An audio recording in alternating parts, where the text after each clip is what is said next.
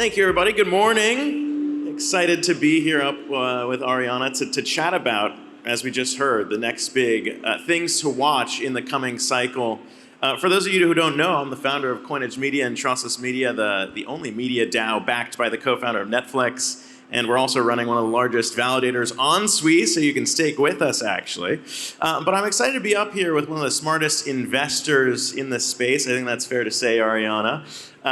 Very excited to get your take on what to watch in this next cycle. And for those of you who don't know about Arianna, she's actually been in the space for quite some time. And want to start with your background and why we're here. We heard Evan talking this morning about why we're all here, not just in Paris, but why we're here in crypto. And for you, back in 2013, you walked away from Facebook, one of the first employees at BitGo. So why don't we start with your background, why we're here, why you're here. Awesome. Well, first of all, it's great to be here. I really love seeing all the builder energy. I love that this is such a packed venue. It really shows the excitement for what's happening in the Sui ecosystem. So yeah, returning to kind of my backstory, I sort of fell down the rabbit hole after having seen the hyperinflation in Zimbabwe in 2013 and started talking to a friend of mine who had spent a lot of time reading and researching Bitcoin.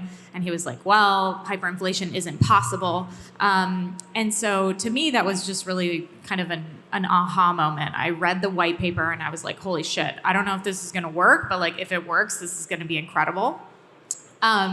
And that sort of sent me down this like crazy research rabbit hole where I was just spending a ton of time researching the various kind of areas and components that went into, Bitcoin at the time: cryptography, economics, computer science, etc.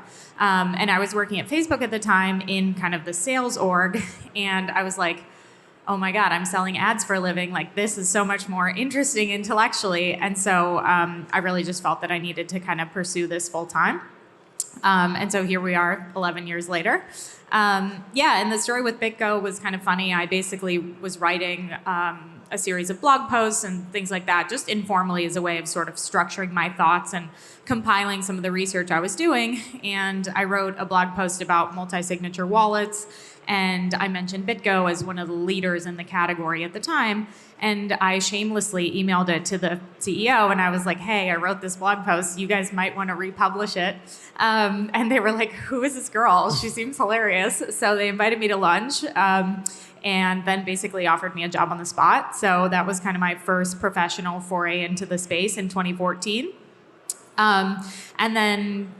So here we are. We've exploded a bit since then, I would think is fair to say. And I guess to start this discussion, it's something that happens in VC. If you're pitching VCs all the time, the size of the prize, and you mentioned the Bitcoin white paper, it's been a long time since 2008. And weirdly, as someone who covers the space, everyone basically sizes the prize the same. They look at the market cap of gold, around like 15, 16 trillion, and say, maybe one day crypto can take a piece of that. But most of that's looking at digital gold, and I feel like what we're seeing now in this cycle, which is what we're talking about in this panel, it's so much more than just speculate on certain quote-unquote digital gold. It's build everything on chain. So how do you kind of size the prize and look at where we are in this evolution since 2008? Yeah, absolutely. So I think, Bitcoin was kind of my origin point, but over the last few years, my attention has shifted much more to the technology platform side of things. That's really kind of what we focus on and what we do as investors. I think that prize is even bigger because we're not just talking about digital gold, but we're talking about computers that can make commitments on which we can run decentralized applications that have fundamentally better properties for users. I think that's what I personally really care about. It's not just technology for technology's sake, but what does this enable for users that is a better experience? And so it's been really amazing to see how quickly the space has evolved. I think obviously Ethereum was kind of like a watershed moment. It just allowed different kinds of applications to be launched in such a shorter time frame than what was possible before. I think Bitcoin has a lot of really amazing attributes, but it's a lot longer typically to develop, and takes a lot longer to develop an app there. And so seeing the development of purpose-built chains that are much faster and more performant, obviously Sui first and foremost in that list, I think that's really been very rewarding. I think the other thing that I think a lot about is the entrance of talent into the space. And so when I first met the Sui team, I was blown away. I was like, wow, these guys are the real deal. They passed all of our extensive technical diligence with flying colors. And so it was just a really amazing moment for me to see when they started such a strong team committed to building in Web3. And they have the pizzazz of an Oprah moment and getting money under the chair, which is a very tough act to follow. But I will say that when we look at Sui and I guess the other projects building now that do let builders interact with their customers, consumers, users in a way that's far cheaper, I do think it starts to open what we're probably going to get into in this chat, which is more consumer applications. Because before, like you said, building on ETH mainnet or maybe even what's being done right now with Bitcoin, a bit restrictive in that sense. So what is maybe one thing to say to those that say the most dangerous thing you could say in investing is this time is different? It's basically warned against all the time. You never say this time is different, but I think this time really is different. So what would you say to that and kind of what lowering transaction costs and enabling what we're seeing now on Sui, what does that do for the ecosystem?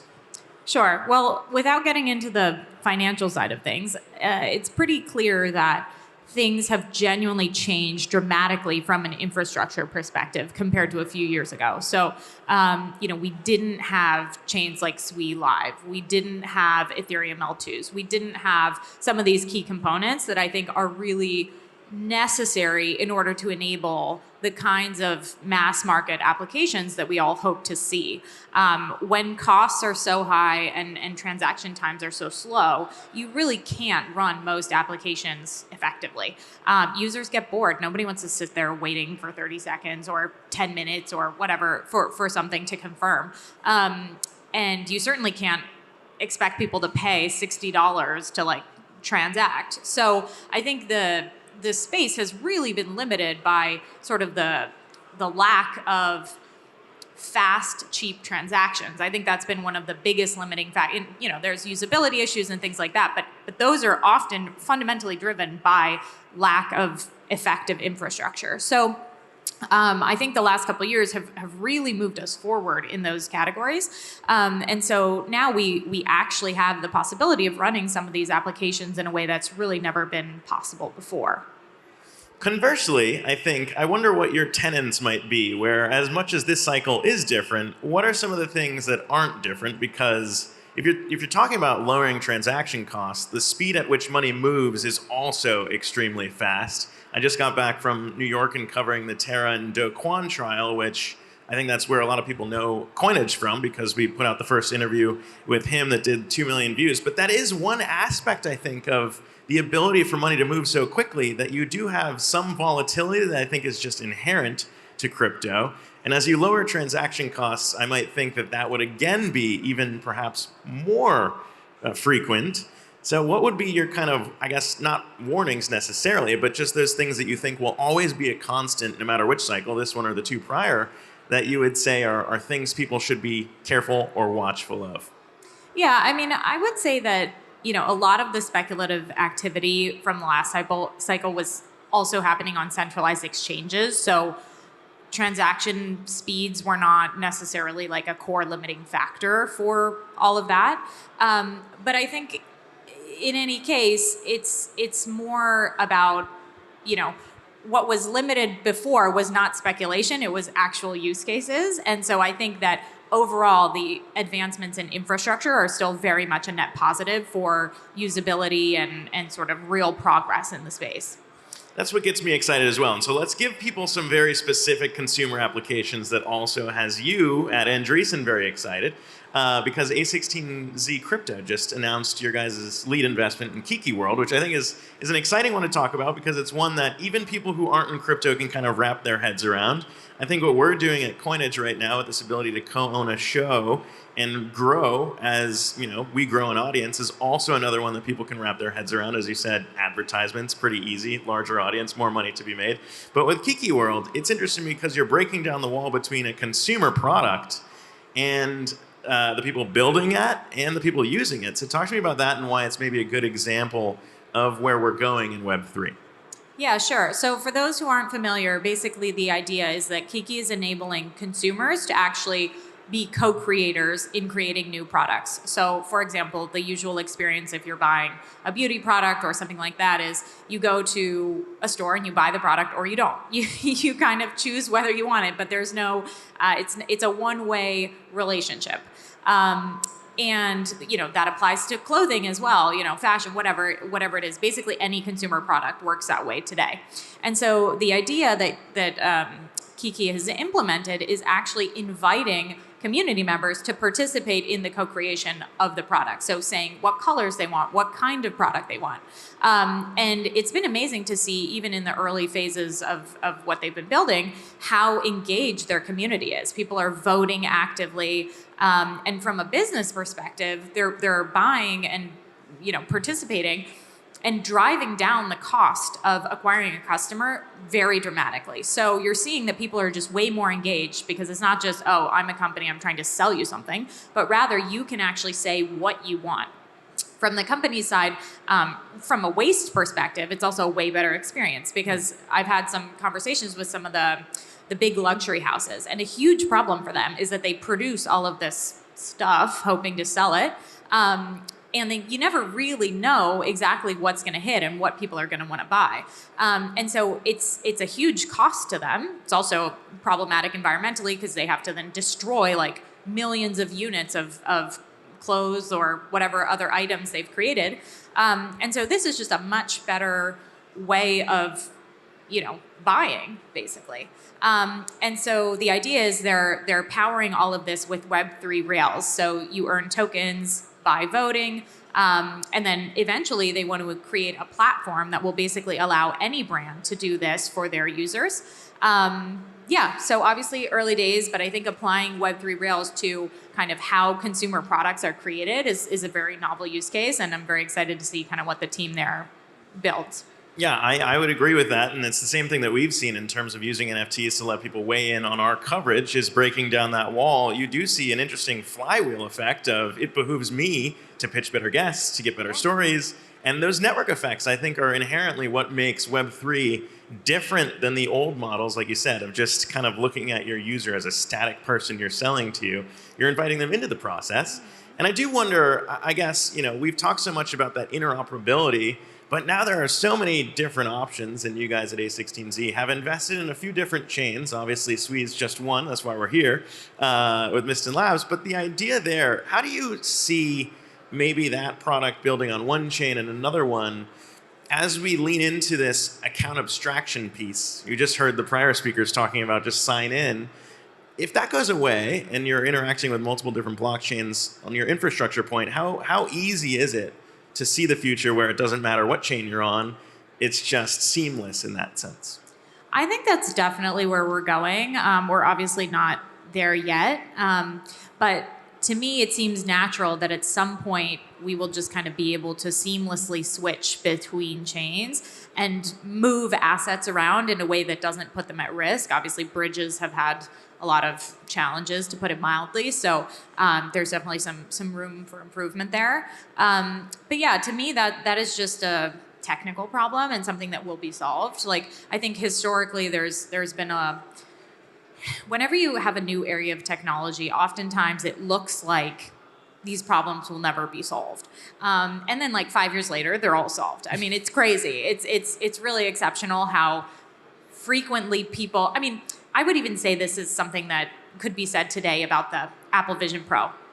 Everyone's like, oh, it's heavy. It's, this, that, and the other thing. I'm like, okay, give them a minute. Like, I have no doubt that in a few years, everyone's going to have some sort of headset, and it's not going to be heavy, and it's going to be much more usable. So you just see this like time and time again in the history of technology, that something comes out, it kind of sucks, and then it gets a lot better very quickly. And so to me, this is the same concept. It's going to be a lot easier to move things around. I think obviously there's still going to be a majority of, I think in many cases it's less of a technical problem and more of a community issue. So it's like, okay, well, where are the developers coalescing? I think it's amazing to see so many people here who are excited about Sui. That means there's a real ecosystem forming.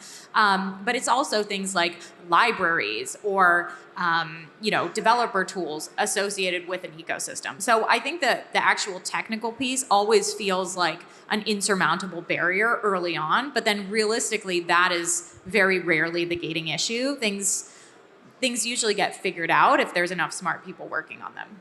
As a follow-up to that too, I mean, we were talking about obviously DYOR, and this is an investment advice, but when we think about this cycle versus the last, so much of the last cycle was the infrastructure, was this idea of spinning up a bunch of L1s and L2s. And now I feel like, if I'm listening to you correctly, there is a lot of energy being put into the use cases that will attract users to certain chains. So if you're sitting in the audience or you're watching wherever you may be, is maybe the advice to pay more attention to those projects that are building in the space, delivering real use cases that might not just be the infrastructure anymore? Yeah, I mean, look, I think both are very important. You can't have the one without the other. Like, what do you do with infrastructure if there's no applications on it? And you can't run an application if you don't have the infrastructure. So I wouldn't say that one is more important than the other. But I do think that the way I've thought about the market is, okay, first we needed to spend time laying the infrastructure rails, and then at some point we were going to have like this boom of consumer applications. Obviously we have a lot of portfolio companies in both of those categories, and I'm personally very excited about what's coming. I think obviously you heard from Adeni about Web3 games, and we have a number of investments in that category, some of which are also building on Sui. And to me, that is just another natural category that will drive a lot of adoption and bring users into the space. Games have historically done that in other areas of technology as well. They've driven advancements in graphics, and computer graphics, and things like that. I think crypto historically has been fairly criticized for being kind of a difficult area to enter. It's like a little bit opaque. It's kind of scary. I mean, I still have a panic attack every time I send like a transaction over $20, and I've literally been doing this since 2013. So it's understandable that it's not the easiest thing to get into. But to me, it feels like games are a really good mechanism through which people can start to play around with some of these concepts, get familiar with the idea of a wallet, have like a pretty low stakes on-chain interaction, and then start to experiment with other products and services. Say, maybe I'm going to use a payment app. Maybe I'm going to do this, that, and the other thing. So I think it can be a really strong conduit for bringing new users into the space. But I think, games is just one of those areas. There are many others. I think this idea, I think it applies to Kiki. It also applies to another portfolio company of ours, Blackbird, which is basically applying that concept to creating a restaurant network. And I know that's similar to some of the work you're doing as well.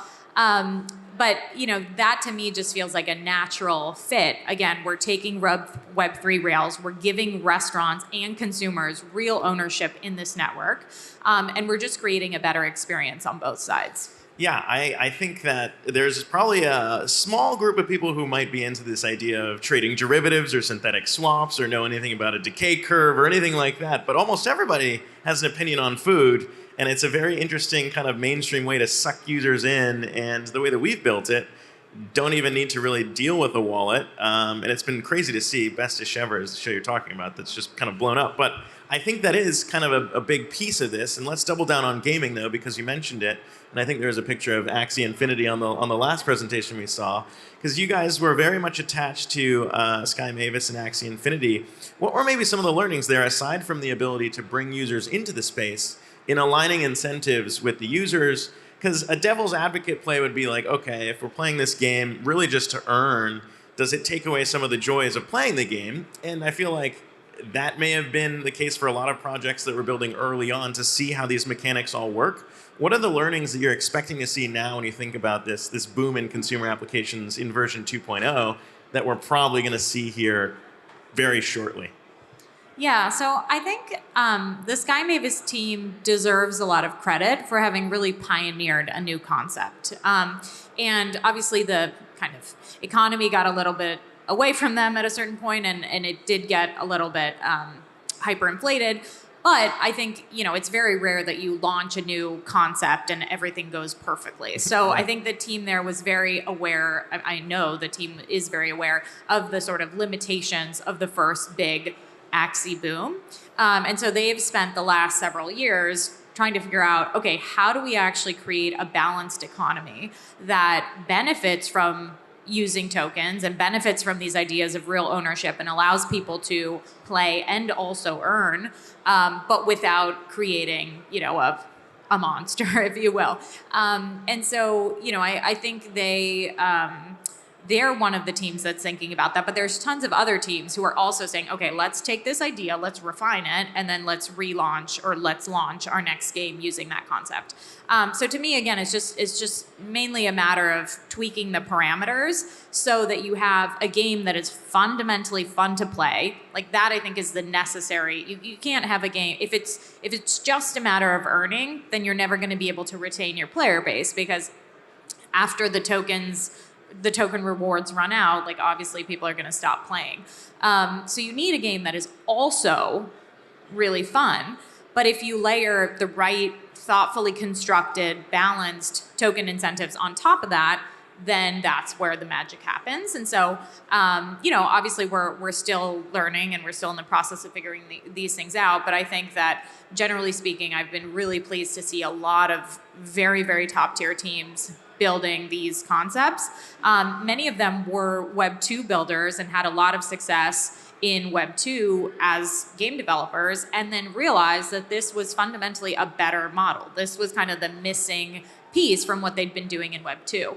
And so that to me is always like a exciting founder archetype to back, because it's like, okay, they're not like clueless about games or just trying to make it up as they go and saying, oh, we'll just like slap some tokens on it and it'll be fine. But they really deeply understand like player loops and exactly the kinds of engagement methodologies that they want to include. And then they say, and the token is just kind of the fundamental piece, but that's not the reason of existence of the game. Like the game makes sense in its own right, and then you layer those incentives on top. I think that's what's cool to see now. And just to wrap up, because we've only got a few minutes left, the idea of kind of where we are in this space now, the consumer boom that we talked about for most of this talk, and this idea of just the resiliency of the space.